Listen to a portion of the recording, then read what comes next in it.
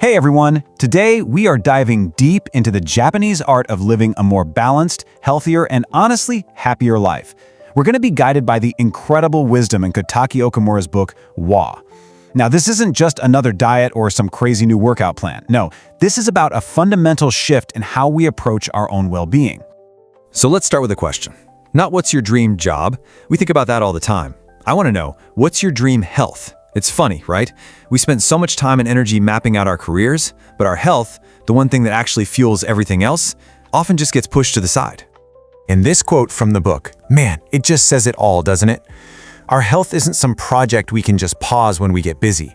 It is the literal foundation of our lives, and it affects every single moment, whether we're paying attention or not. It deserves the same level of care and intention we give to our biggest career goals. So what's the answer?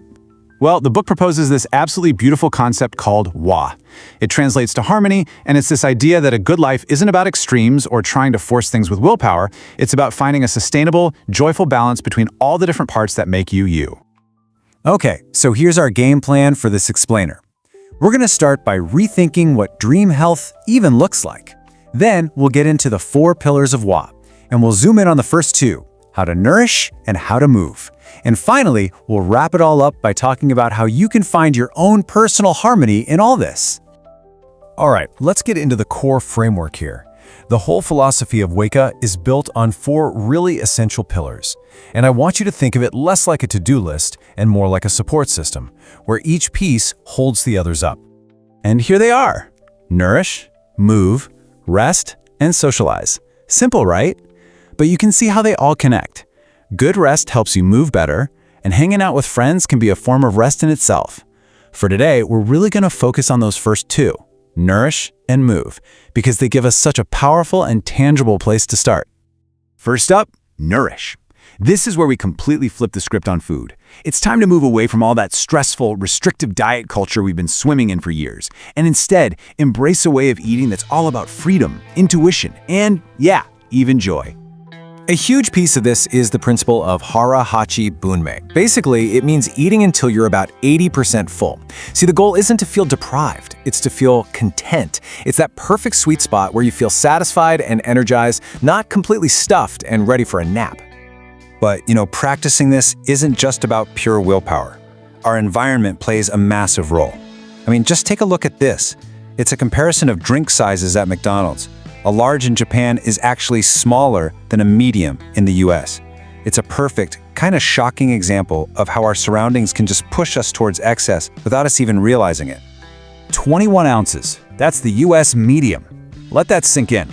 It really shows how our idea of a normal portion has gotten supersized over time. And look, the point isn't to make you feel bad about a big soda.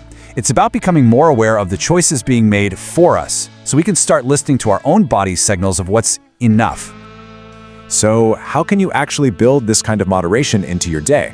Well, there's a fantastic practical model from Japan called Ichiju Sansai, which means 1 soup, 3 sides. It's a traditional meal structure that just naturally encourages balance and variety. Think of it as a simple blueprint for building a satisfying meal without ever having to count a single calorie. Okay, let's build on that with our second pillar, move. This is all about ditching that intense, no pain, no gain attitude that honestly just leads to burnout for so many of us. The real goal here is to weave movement into our daily lives so seamlessly that it feels joyful, not like a punishment. This chart tells such a fascinating story. You can see that people in Japan walk a lot more, on average, than people in the US. And this highlights a really key difference. Movement is just built into the lifestyle. It's not always this separate thing you have to schedule at a gym. And it's not just about walking. There are practices like makoho, which is this super simple, accessible way to stay mobile. It's a system of just 4 basic stretches that you can do every single day. The secret here isn't intensity, it's consistency. These are the 4 core movements. Each one targets a key area of the body to promote flexibility and balance. And you can see how easy this is to fit into your life. The whole routine takes just a few minutes, and it keeps your body feeling agile and strong. And this idea right here, this really gets to the absolute heart of the matter. It's about completely reframing our relationship with exercise, turning movement from something we feel we have to do into something that's just a natural, easy part of our day. And that is the secret sauce. Lifelong fitness isn't won in some grueling 6-week challenge. It's built day by day through enjoyable, sustainable habits that we can actually stick with for the rest of our lives. So let's zoom out and bring this all home. Because these practices we've talked about, how we eat, how we move, they're really just the tools. The ultimate goal is to cultivate the mindset of Wa itself, to find your own personal, unique sense of harmony. This table just lays out the shift so perfectly. We're moving away from a world of forceful willpower, extremism, and restriction. The Wa way is all about graceful intuition, finding balance, choosing joy, and turning those dreaded chores into effortless habits. Because really, at the end of the day, this is what it's all for.